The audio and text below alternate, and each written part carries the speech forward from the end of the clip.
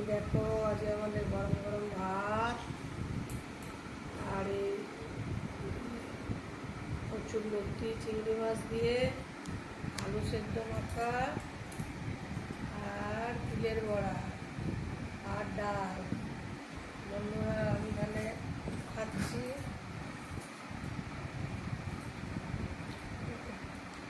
ভালোই দিতে পারো।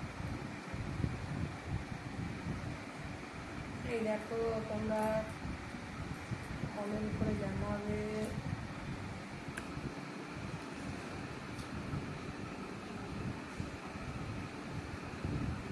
খুব খাবারটা যে ভালো হয়েছে।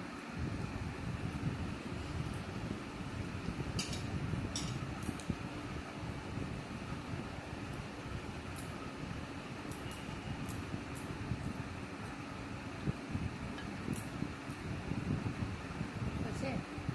করলো